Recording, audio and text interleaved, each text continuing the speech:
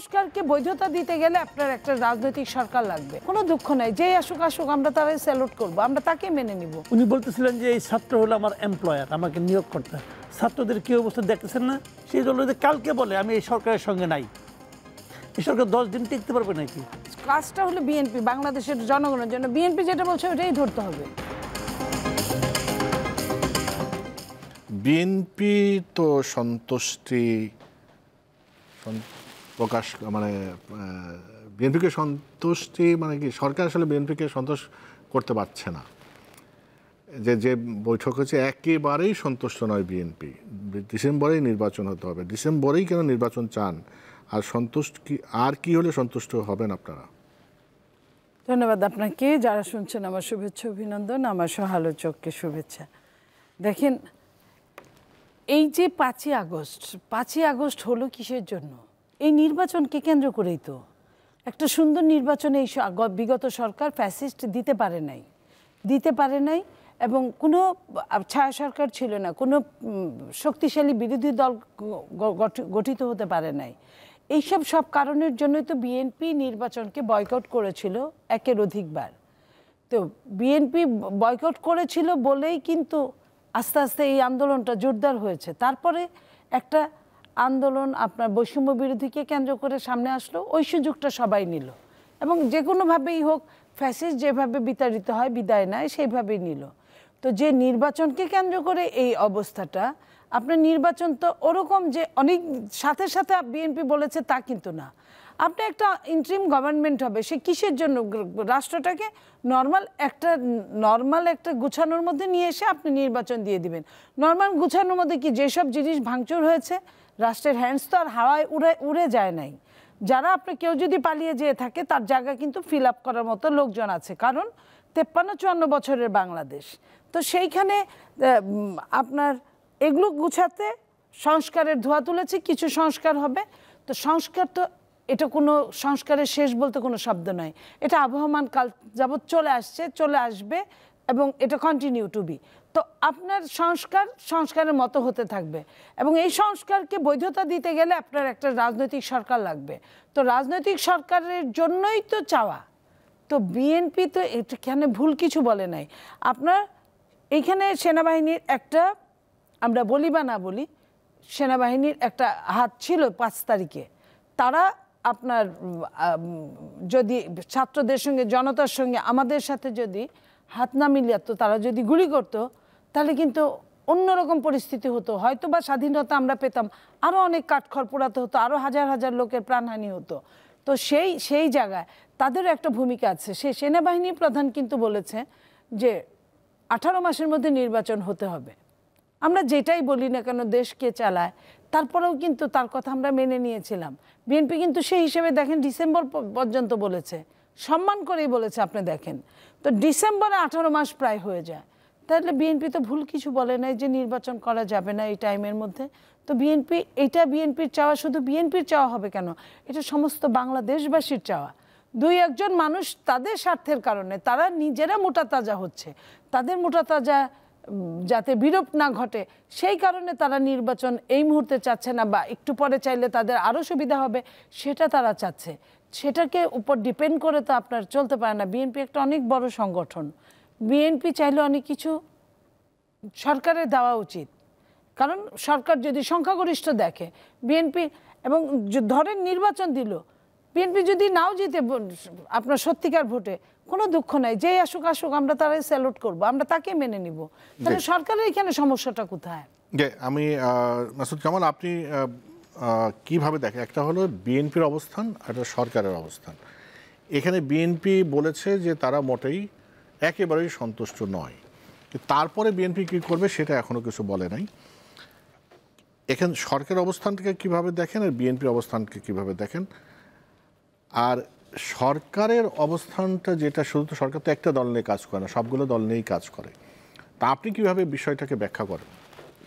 সরকার আসলে কোনো দল নিয়ে কাজ করে না, সরকার নিজেরা কাজ করে। ডক্টর ইউনূস সাহেব উনি মনে করতেছেন যে উনি খুব ভালো অবস্থানে আছেন, উনি যা করবেন তাই হবে।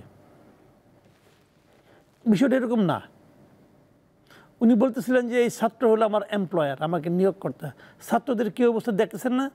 পয়লা বৈশাখ দেখেন নাই, একটা মিটিং করছিল, হাজার হাজার লোক মিটিং, উপস্থিত ছিল 60 জন, ছাত্রদের এখন ওই অবস্থা। এটা বুঝতে হবে, বেশি লেবু কষলে তিতা হয়ে যায়।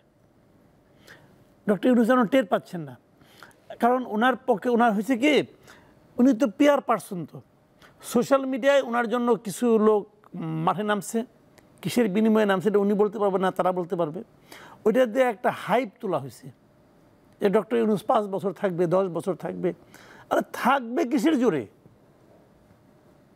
পলিটিক্যাল পার্টিগুলো এতদিন যে উনি ছিলেন, বাংলাদেশের এই অবস্থা কখনো হয় নাই যে একটা সরকারকে মাঠে থাকা প্রত্যেকটা বিরোধী দল, প্রত্যেকটা রাজনৈতিক দল সরকারকে সাপোর্ট করছে। শেখ মুজিবও স্বাধীনতা পরে এইরকম অবস্থা পায় নাই, তখন জাফর এসে পড়ছিল, উনি পাইছেন। মাঠে যারা ছিল সবাই ওনাকে সাপোর্ট করছেন। একটা মাঠের দল, সবচেয়ে যে বড় দল, সেই দল যদি কালকে বলে আমি এই সরকারের সঙ্গে নাই, এই সরকার 10 দিন টিকতে পারবে নাকি? 10 দিন টিকতে পারবে? বুঝে বেজ্জতি হয়, এখান থেকে যাইতে হবে। সবচেয়ে বড় কথা হলো কি, নির্বাচন উনি দেওয়ার কে? আমার এই প্রশ্নের জবাব দেন তো ভাই, এই নির্বাচনটা উনি দেওয়ার কে? উনি তো দেবে না, নির্বাচনটা হওয়ার জন্য ওনাকে দায়িত্ব দেওয়া হয়েছে। ওনার ইচ্ছা অনিচ্ছার উপর কিচ্ছু ডিপেন্ড করে না। ওনাকে তো এই পদে বসানো হয়েছে। কেন বসানো হয়েছে? একটা সুষ্ঠু অবাধ নির্বাচন অনুষ্ঠিত হওয়ার জন্য। উনি সেই কাজটা করবে। এখন উনি সিদ্ধান্ত নিচ্ছে, ঠিক আছে উনি বলুক আমি ডিসেম্বরে না আমি জুনে দেবো, ওকে ফাইন। কেন আপনি জুনে দেবেন ব্যাখ্যা করেন। বিএনপিতে ব্যাখ্যা করছে যে কেন সে ডিসেম্বরে চায়, এটা আজকে ব্যাখ্যা করে না, আরও অনেক আগে ব্যাখ্যা করছে। মঈন খানকে আমি দেখছি আজকে থেকে 2 সপ্তাহ আগে সে রয়টার্সকে ইন্টারভিউতে বলছে যে ডিসেম্বরে ইলেকশন না হলে কি কি ক্ষতি হতে পারে বলছে। উনি বলুক যে কেন উনি ডিসেম্বরে পারবেন না, কেন পারবেন না, লজিকটা কি? ওনার মনে হইল না আমি ডিসেম্বরে দেব না, এটা তো হইতে পারে না। তো বলে নাই, বলছে যে ডিসেম্বর থেকে জুন। কেন এই ডিসেম্বরেই নয়? কেন আমরা ব্যাখ্যা দেন আপনি, কেন নয়? এই কথাটা বিএনপি কেন শক্তভাবে বলছে না? এটা বিএনপি বলছে, তাহলে যেমন আমি আমাকে যদি বলেন আপনি নির্বাচন কবে চান, যে বক্তব্য আমি বলবো যে আমি নির্বাচন অক্টোবরে চাই। আমি কেন অক্টোবরে চাই আমি আধা ঘন্টা বলতে পারবো আমি কি কারণে অক্টোবরে চাই। তো বিএনপি যখন বলছে ডিসেম্বরে চাই, কারণ নিশ্চয়ই লজিক আছে। ওই সে বলে না কেন, কি মানে বলে না? ওই পুতু পুতু করলে হবে? যে বৈঠক হলো সেই বৈঠকে দেখেন, বৈঠকের কথা আমরা একই বৈঠকে 2 রকম ভাষ্য পেলাম। আসিফ নজরুল বের হয়ে বললো যে বিএনপির সাথে বৈঠক হয়েছে, তাদের কাছে মনে হয়েছে বিএনপি তাদের কথায় তারা সন্তুষ্ট, মনে হয়েছে তারা তাদেরকে বোঝানো গেছে, তারাও তাদের বুঝেছে, তারাও তাদের বুঝেছে, বেশ ভালো। কিন্তু বিএনপি বের হয়ে তো আর এক কথা বললো। তো একই বৈঠকে কি 2 রকম? হ্যাঁ, আমি উল্টা করে বলি যে বিএনপি যেটা বলেছে, যেটা ঘটছে ওটাই কইছে, ওনারাই ভুল বুঝছে। যার গরু সে কয় বাজা, মানুষ কয় বছরে বাচ্চা দেয়, তাহলে তো হবে না। বিএনপির কাজটা হলো বিএনপি বাংলাদেশের জনগণের জন্য, বিএনপি যেটা বলছে ওটাই ধরতে হবে। আসিফ নজরুল এখানে তার কথা বলাটাই উচিত হয় না, কারণ বিএনপির কথা উনি তো বলতে পারে না। বিএনপির কথা বিএনপি বলবে, ওনার কথা উনি বলবেন। তো উনি কি এটার দালালি নিয়েছে নাকি যে বিএনপির রেতা সে করে দিবে? বিএনপিকে অপমান করলো নিয়ে ওইখানে, তারপরে আবার বিএনপি বললো যে আপনি আমি এটা কথা বলি, ধরে নেন, আপনি ধরে নেন বিএনপি যেটা বলছে বিএনপি বাইরে এসে উল্টা কথা কইছে, আপনি ধরে নেন। আমি হাইপোথেটিক্যালি ধরলাম যে বিএনপি মিথ্যা কথা কইছে, বিএনপি এতগুলি লোক সবগুলো হলো মিথ্যাবাদী, আর সে নিয়ে বাইরে কইতেছে যে আমি এটা ভিতরে কই না, এটা আমি কইছি, ধরলাম হাইপোথেটিক্যালি। তাহলে এখান থেকে সরকার কি শিক্ষা দিবে? যে সবচেয়ে বড় স্টেকটা যার, সবচেয়ে বড় যে বিরোধী দল, সে তারা মিথ্যা কথা কয়, তো তাদের তো উচিত যে ভাই এর ঝামেলা মধ্যে আমি যাবো না, তোমরা কবে নির্বাচন চাও দিয়ে দিচ্ছি, শেষ। ওনার বিএনপি ডিসেম্বর থেকে জুনে হলে ওনার কি সুবিধাটা ভাই, এটা আমার বুঝান তো। উনি তো অন্তর্বর্তীকালীন সরকার, উনি তো থাকতে আসে নাই। উনি তো, আমি যতদূর আপনিও দেখছেন পত্রিকায় যেটা দেখলাম, ওনারা বারবার বলছে যেটা যে সংস্কার হবে, যদি ছোট সংস্কার হয় তাহলে ডিসেম্বরের মধ্যে করা সম্ভব, আপনারা এটা এগ্রি করেন। আর যদি মনে করেন যে আরেকটু অধিকতর হবে তাহলে তো আরো 2-1 মাস সময় লাগতে পারে। তো এইটা তো আমি বুঝি তাদের বক্তব্য। ভাই বেসিক কথাটা কি জানেন? সংস্কার করতে কেন জুন লাগবে? বড় সংস্কার আর ছোট সংস্কার কাহাকে বলে আপনি আমার বুঝান। বড় সংস্কার কি, ছোট সংস্কার কি? সেটা তো রাজনৈতিক দল এবং সরকার তারা বুঝবে না, এখন আমিও বুঝবো, আমি পাবলিক, আমি বুঝতে আমি চাই। আর আপনি যদি বলি, হ্যাঁ, তাহলে তো বিএনপি বা জামাত বা যারা আছে তারা ভাই এইটা হচ্ছে বড়, এটা ছোট, আপনার ডিসেম্বরের মধ্যে এটা করেন, নির্বাচনটা এখন পর্যন্ত কি ডক্টর ইউনূস বলছে যে বড় সংস্কার কাহাকে বলে, ছোট সংস্কার কাহাকে বলে? ওনার গ্রামীণ ফোনের প্যাকেজ বুঝি, কিন্তু ওনার সংস্কারের প্যাকেজ আমি বুঝি না। প্যাকেজটা কি, বড় জিনিসটা কি আর ছোট জিনিসটা কি আমার বুঝান না রে ভাই। আপনাকে ডিফাইন করতে পারবেন যে কাহাকে বড় সংস্কার বলে, কাহাকে ছোট সংস্কার বলে? ডিসেম্বর এবং ডিসেম্বরে ছোট সংস্কার কেন? কি করলে ওটা সংস্কার, কতটুকু করলে ছোট সংস্কার বলুক না রে ভাই, ব্যাখ্যা। এই জিনিসটা বিএনপিতে এই কথাই বলতেছে, ভাই তুমি আমাকে একটা রোড ম্যাপ দাও যে তুমি কখন থেকে কি করবা। এটা দিতে এত লজ্জা কেন, শরম পাই কেন? এটা শরম পাওয়ার কিছু নাই।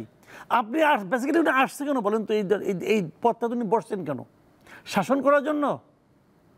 উনি বসছেন এখানে একটা নির্বাচন দেওয়ার জন্য। একটা গণতান্ত্রিক প্রক্রিয়ায় একটা নির্বাচন দিবেন, অবাধ ও সুষ্ঠু নির্বাচন হবে, সেই দলের কাছে দলটা উঠাই দিবে। আর এই সংস্কার এগুলি বোগাস সংস্কার। আমি বলে দিচ্ছি, আগে কিছু হইলে কত উন্নয়ন, হাসিনা কইতে উন্নয়ন, এরা কয় সংস্কার। ভাই উন্নয়ন যেরকম গণতন্ত্রের বিকল্প নয়, সংস্কারও তেমনি গণতন্ত্রের বিকল্প নয়।